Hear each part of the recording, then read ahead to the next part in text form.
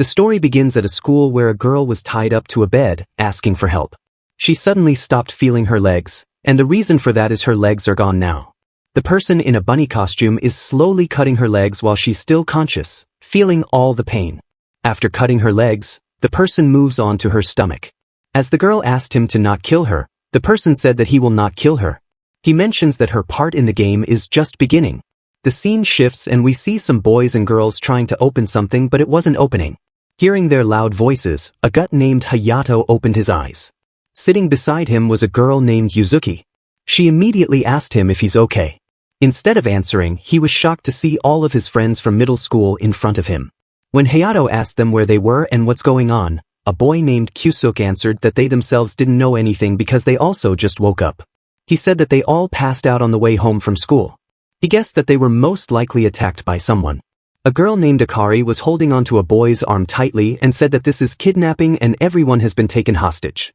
Then, the guy named Ryuji guessed that this might be the revenge for what happened in the past because all 7 of them were kidnapped.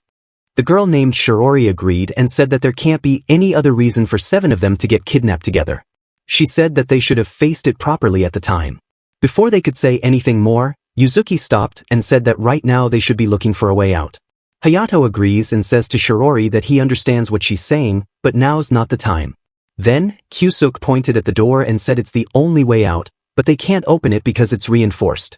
Right at that moment, the TV screen in the room turned on and the bunny costume person we saw at the start appeared on it. He welcomed all of them to the death game. He said that everyone will take part in this 6th death game. Those who pass will be able to move on to the next room. Clear all 6 and they will be able to leave. As he said that, the time starts on the screen.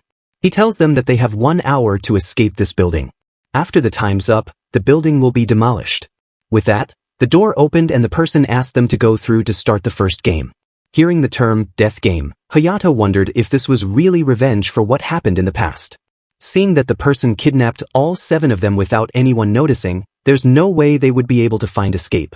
So Kyusuk said that they have no choice but to move forward and complete all the games. As they walked toward the door, Hayato thought that the last time the 7 of them met was at their middle school graduation 2 years ago. He never thought they'd get together ever again. While everyone was walking, Yuzuki was stunned. She was so scared that she couldn't even move. Seeing her like that, Hayato tried to talk to her and cheered her up. Suddenly he heard someone shout. He immediately rushed through the door and saw something horrifying. The girl we see at the start of the story is sitting in front of them. The girl's face and eyes are completely stitched and closed. Her legs are gone and there's dynamite stitched into her stomach. Her hands are also tied to the chair so she can't even move. While everyone was horrified and shocked, trying to comprehend what's going on, the TV turned on again. The bunny costume person decided to explain the rules for this game. He said that in 3 minutes, the chair the girl's in will go into flames. Within that time, they have to undo her restraints and remove her from the chair. If they fail to do it, she will burn, the dynamite in her belly will ignite and she'll die. As he finished explaining, the timer started. While everyone was unable to move, Kyusuk snapped them out and said that they could do it. When Kyusuk saw that her arm was attached to the chair with wires, he asked them to start looking for something they could use to cut the wires. They quickly start looking for something, but they waste 2 minutes in doing that and still couldn't find anything. In the end, Hayato suggested that they should pull her out. Everyone was horrified hearing that suggestion, but there's no other choice. Kyusuk and Hayato moved toward the chair and decided to pull her in one go. They both grabbed her arm and started pulling it up. But as they kept pulling it, they realized that the wires that are holding her to the chair are really long. It took them almost 40 seconds to pull her arms out. Seeing such a brutal injury on her arm, Hayato was about to fall down, but Kyusuk held him up. They thought that they freed her successfully, but when they tried to pull her up, they realized something shocking. It turned out that her back was also stuck to the chair with wires. And with only 10 seconds left, there's no way they'll be able to save her. As they were about to leave, the girl grabbed Hayato's arm. Seeing her like this, he remembered someone from the past, who grabbed his arm in the same way and asked for help while crying. With only 3 seconds left, Yuzuki pushed the girl away and ran out the room with Hayato. When the timer hit 0, the girl went up on fire and the dynamite in her belly activated, causing an explosion. Half of the girl's body fell in front of Hayato and the other half was still on the chair. Seeing that, Hayato said that it's just like before. He said that they could have saved her, but didn't. Hearing that, Kaisuke said to Hayato that before, and now, it's not his fault. Shiori also agreed and said that it wasn't anyone's fault. Right then, the TV in the room turned on again and the bunny costume person asked them to rest assured, because even though they failed the first game, they can still clear the game. However, the bunny is worried. He said that they fail the tutorial like this, so finishing the game will be harder for them. He said that the first game was just a warm-up. Starting from the second round, the lives of the line will be theirs. If they don't play seriously by the time they reach the sixth round, no one will be left alive. Now then, the bunny asked them to move to the next room. Akari was really scared and refused to move, shouting she would not move until the help arrived. Then, Kyusuk reminded her that this building will get demolished in an hour. If she doesn't move from here, she will die in 1 hour. Before Akari could say anything, Ryuji told her that they're better off than that dead girl. They're not hurt, and they're not tied up. He said that he's not going to roll over and die. Anyone who wants to sit and rot can stay here. Before entering the next room, he looked toward Akari and asked her if she's coming with him. Akari blushed and immediately grabbed Ryuji's arm, moving to the next room. Seeing that, Hayato smiled and thought that he's glad Ryuji's here because Akari always listens to him. Not just Ryuji, he's glad that everyone's here. Kyosuke is level-headed and keeps everyone on track. Shiori is diligent and always speaks the truth. Kazuhiko is mature, but he's very considerate of other people. And Yuzuki, the person who suffered and was hurt the most by what happened. As he thought that, we see a panel where Yuzuki is trying to cut her own arm. Thinking that they'll survive if they stick together, all of them entered the next room. The first thing they saw after entering the room were 2 glass cases. While they were wondering what to do in this room, the arrow shot toward Hayato out of nowhere. Luckily, the arrow only scratched his face a little. They looked around to see where this arrow came from, and they found a crossbow floating in the middle of the room. There were not only one, but many crossbows. Right then, another arrow shouted out and it scratched Yuzuki's leg. As the arrow kept coming, Ryuji was the first one to notice that the arrow couldn't pass through the glass case. When Ryuji entered the case, Akari asked him to open the door and let her enter as well. But when he tried to open it, the door didn't budge. This meant that only one person could enter each case. There was only one case left, and before others could enter it, Akari dashed toward it and took it for herself. After entering, she smiled and said, "First come, first served." As the students outside thought of watching out for the arrows, the crossbow stopped moving. While others were shocked, Hayato found the reason. He asked Akari and Ryuji to look up. Inside of each case, there was a really sharp fan attached to the roof. Both Ryuji and Akari were shocked and scared after seeing that. Then, the TV in the room turned and the bunny person decided to explain the rules for the second round. He said that the contenders for this round are the 2 who just tried to save themselves and ran to safety first. As he said that, Akari shouted loudly because the fan had started spinning.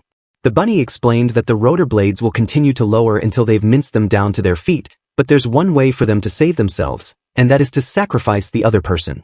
If one of them pulls the lever on the floor, the other person's blade will lower even faster, but only as long as they pull the lever for. Once released, the rotors will slow down to their original speed. If one of the blades hit the floor, then the other one will stop falling. If neither of the levers are pulled, then in 3 minutes' time, both the blades will reach the bottom. They have 2 choices, sacrifice the other to survive, or die together. With that, the second round starts. Seeing the blade coming down, Ryuji punched the glass with full force and it didn't even budge. Meanwhile, Akari was shouting, asking the students outside to help her.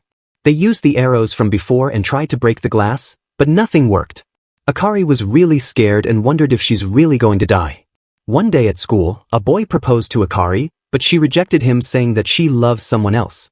Akari acted like a really good girl while saying that, but after going onto the rooftop, Akari started laughing, calling that guy a dumb person. He called that guy stupid and said to herself that she deserves someone handsome and rich. At that moment, she heard a laugh from behind. It turns out that Ryuji was sitting behind her the whole time. Akari immediately asked him to not tell anyone what he just heard. She said that she wants to stay as the kind, beloved angel everyone knows her as. Ryuji said that he doesn't have any interest in angels. He prefers it when he gets to see the good points of someone mean. Hearing that, Akari blushed.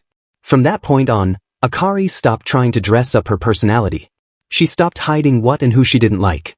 She didn't care what anyone else thought because Ryuji always accepted her. In the present, Akari was really scared, didn't know what to do.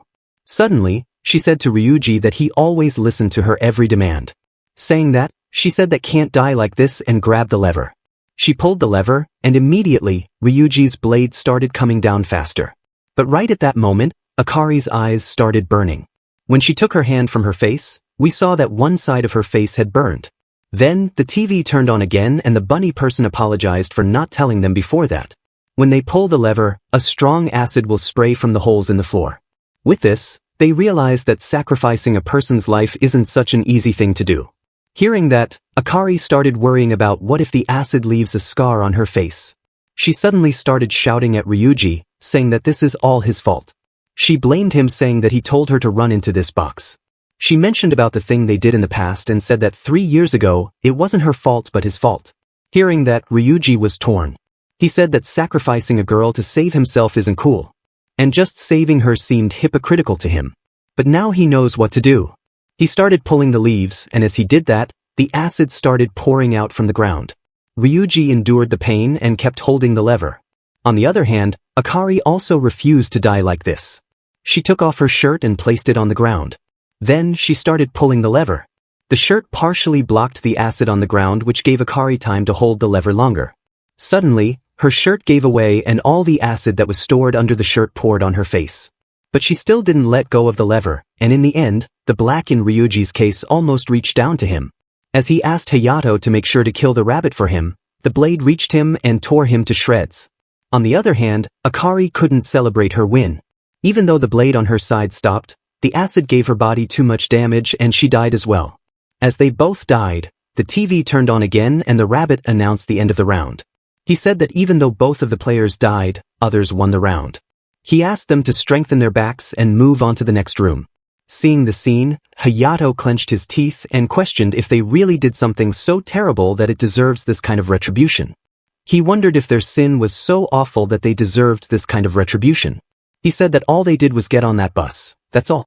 One day, all 7 of them were sitting in a bus. At the back seat, a father and his daughter were sitting as well. At first, everything was fine, until a car suddenly appeared in front of the bus. The driver of the car was sleeping and unknowingly appeared in front of the bus. The bus collided with the car and the driver couldn't control it anymore. It went off the road, hit the rails of the mountain and was about to fall off. Everyone was fine after the impact, but the bus was tilting, so they'll need to get off quickly. If they get out, the bus will surely fall in front because there'll be no extra load on the backside as all of them are standing at the back of the bus. As the students decided to leave the bus, the father of the little girl appeared in front of them. He asked them to not move until he'll go and get back his daughter. It turned out that because of the impact, the daughter fell in front and lost consciousness. Ryuji didn't agree with him. He said that they should get off the bus and get the rescue teams to help. But the father didn't listen. He grabbed a sharp piece of glass and asked them to not move. He said that if anyone tried to run, he would cut their legs. Suddenly, Ryuji moved and punched the father in the face.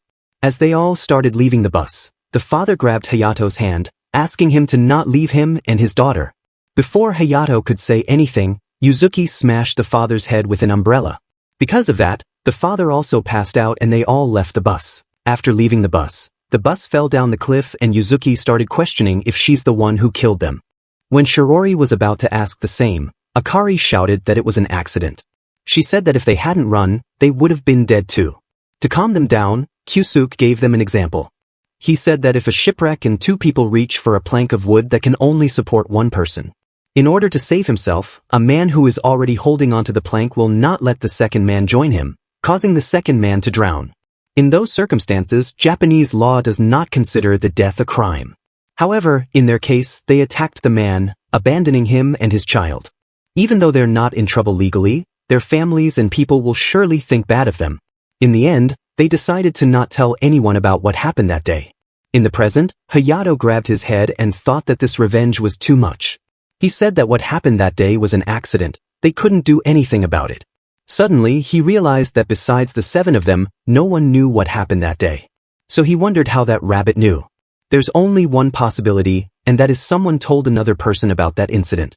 He looked around to see who it could be, but he decided to not doubt anyone for now. He thought that they needed to work together to finish the game and survive. In the next room, there were 5 boxes in front of them, and there was also a big blade hanging on top of the boxes. Rabbit appeared on the TV and started explaining rules for this game. Inside the boxes there are different things. One has hungry piranha, second has large centipedes, third has sharp blades, fourth has lit gas burners, and there's also an empty box.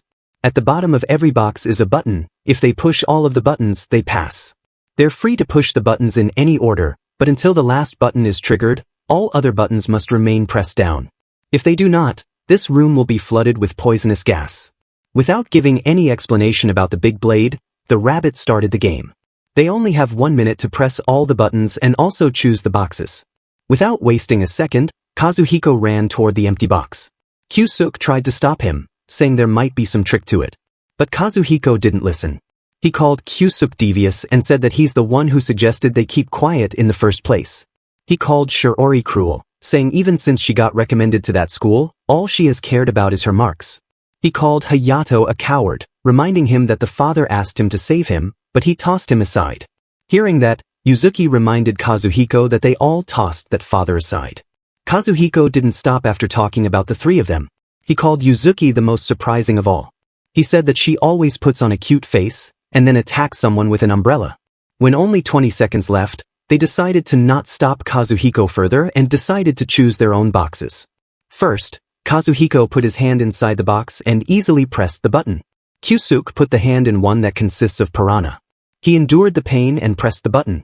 Shiori put her hand in the one that had a lot of centipedes.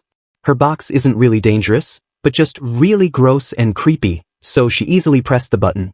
Next is Yuzuki. She put her hand in the one that has burners and pressed the button while enduring a lot of pain. The last one is Hayato. His box consisted of towering blades. They were so tall that he couldn't reach the bottom and press the button. His only option is to forcefully pierce his own arm and reach the button. With only 8 seconds left, everyone shouted at him, asking him to press the button. In the end, he pierced his own hand a lot and barely pressed the button.